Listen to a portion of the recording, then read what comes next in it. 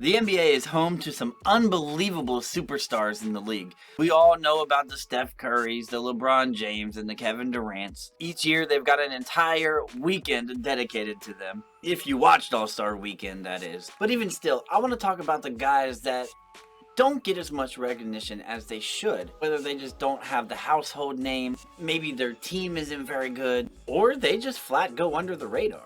We're highlighting and bringing up the underrated players in the NBA along with the most improved. We're going to put a couple of rules in place too. They can't be an all-star, a replacement all-star, whatever. Can't be a rookie, and they can't have already been an all-star in the past. So for example, I can't use Jimmy Butler. He would obviously not make an underrated list. He's one of the most praised players in the NBA. Let's go.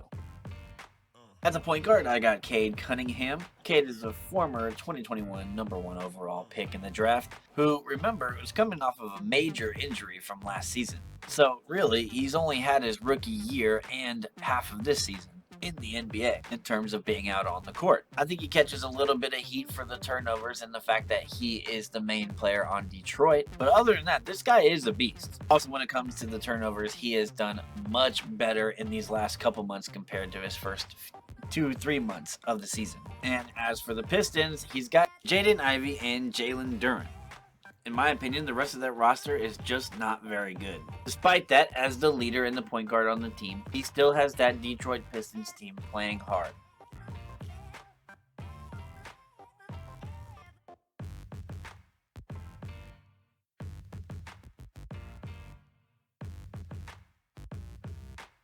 At the shooting guard, and maybe the most underrated player in the entire NBA, I've got Anthony Simons. The guy is a tough, smooth operator at the same time because he has one of the best three-point shots, and he's also one of the best dunkers in the league as well. This year, he's definitely improved upon his playmaking, and with the young team that the Portland Trail Blazers have, he's quickly turned into the leader of the team. And I think without a doubt, he is the most talented player on the team. He can improve on defense, but really, if this guy is on a winning team, this guy is probably an all-star, or at least should have heavy considerations every single season.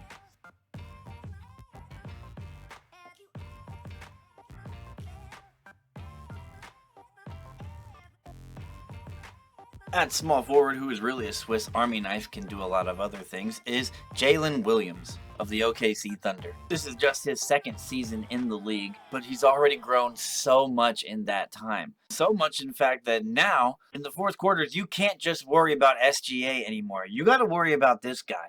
And he's able to hit some fadeaways and step back shots that he just wasn't able to do when he first got into the league last year. Another important thing to note is that Jalen oftentimes guards guys that are much bigger than him, and he usually more than holds his own. Also capable of guarding the guards as well. It's only a matter of time before this guy turns into an all-star.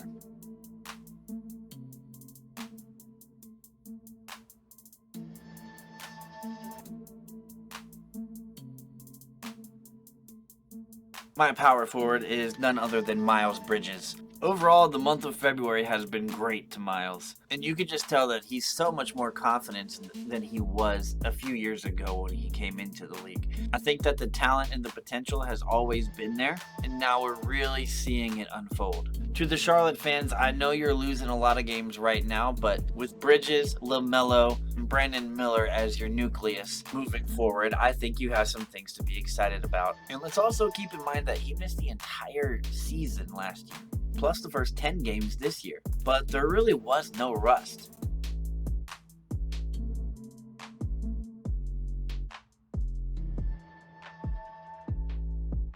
And at center, I hope I don't botch this, but Alperen Sengun. I don't know why, I just can never pronounce it right. But yeah, I was really surprised that he didn't get an all-star name this season. At just 21 years old, he has a 15 PIE. I mean, he's 21, 9, and 5 on the year. And I think that with Houston bringing in guys like Van Vliet is only going to help him. By the way, I think it was the smart thing to do for Houston to bring in a point guard like Fred. And the crazy part about him is we've only seen maybe 20-30% of his maxed out potential. There's going to be a day where people stop calling him Baby Jokic, and he's going to take a form of his own. It's going to be sooner rather than later.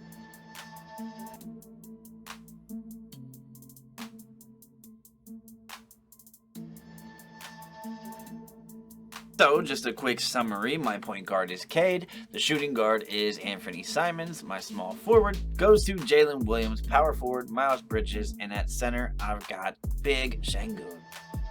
Under that set of rules, do you think this was the best list that could have been made? Let me know in the comments below, and if you think you can outdo my list, go ahead and comment it. I'd love to see. Just remember to follow the same rules, of course. Are you listening? At point guard, I've got Kobe White. There were a couple other point guards I considered, but none more deserving to me than Kobe. He's much more in control of his game now than he ever was. And to tell you the truth, he almost made my most underrated list. Now, last year he did get about 12 minutes less per game, but he's brought his scoring average up about 10 points per game, while almost doubling his assists and shooting a better percentage from the three.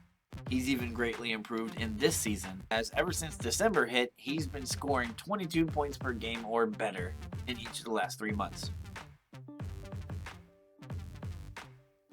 At shooting guard, we've got a guy who has exploded on more than a few nights this season. We've got my guy, Cam Thomas. Now, this guy has always been a really good scorer, so it was just the 16 minutes per game last season that was really holding him back. But even with that said, you still got to go on the court and do it and prove it. And that's what he's done. For about half the season, or maybe more, he's been the leading scorer on this Brooklyn Nets team. And also note that he's had a slight uptick in rebounds and assists and steals lately as well, becoming an improved, well-rounded player at the same time.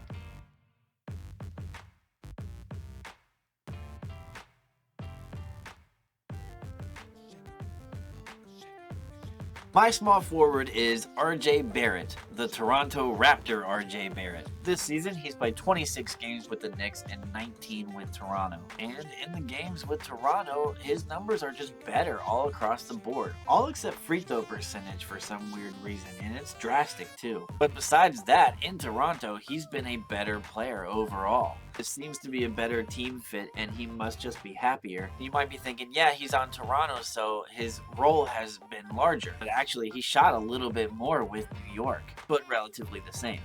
And even over his last 15 games, he's been the leading scorer on Toronto, not Scotty Barnes.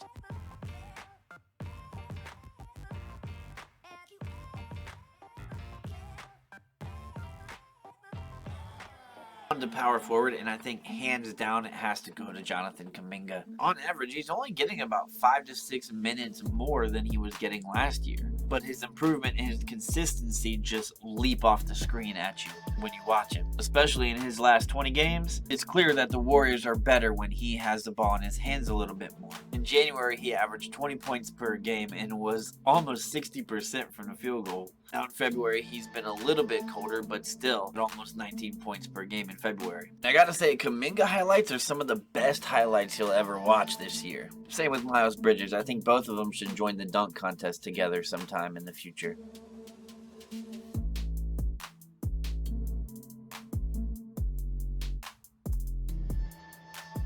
And really, Sengun could have won this one too, but I'm going to give it to someone else. And I wanted to go Gafford here, just so he could get some recognition, but now that he's in Dallas, he will get some. Anyways, this goes to Jalen Duren. Last year was his rookie season, and he was getting 9 points and 9 rebounds. Now he's up to 14 points and 12 rebounds. In just his second year, he's a top 5 in the league rebounder per game, tied with Jokic. No, I don't fully believe that the traditional center is dead in today's NBA, especially if a guy like Duren can develop just a decent three-point shot or get even better at the free throw line. And to that second point, he has. He was a 61% free throw shooter his rookie year, and now he's up to almost 75%. That is a huge change. Make a starting 5 of your own and comment it in this video, and we'll pin the best one. On our last note, we're going to have a little bit of fun with the most improved. Kind of make up some of these awards, just so we can highlight a couple more guys who I think need some recognition in February. Here we go. The most improved rookie, I'm giving it to Brandon Miller, which is tough because I think mostly all rookies that are getting a good amount of playing time have definitely improved this year. But Miller is really growing in confidence, and he's just learning winning the NBA at the same time, and you can tell that's paying off for him. Brandon Miller is going to be in this league for a long time if he keeps this up. In November, he was getting about 13.7 points per game in that month. In February, he's boosted that up another 10 points up to 23.5, with better shooting numbers all across the board.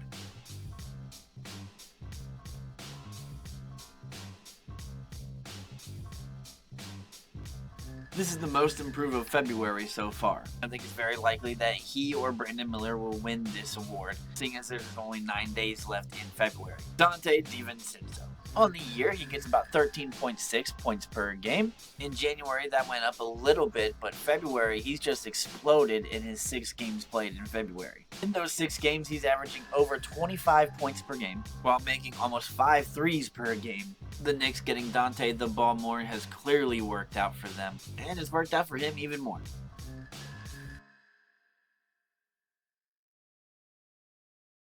This concludes our yearly All-Star Break Awards for underrated and most improved. We've got a lot of NBA things to cover here in the future, and football never ends either. So until next time, guys, you'll see me in the next one. Ready for a demon, I got eyes in the back of my head, I'm seeing. Take me for granted and you know I'm leaving. I'ma take what's mine with the webs I'm weaving. I could take this crowd from seeing to believing. Got a taste for blood and my tongue keeps bleeding from the words I spit. So sharp, so freezing, so cold, behold, frostbite they feeling. I could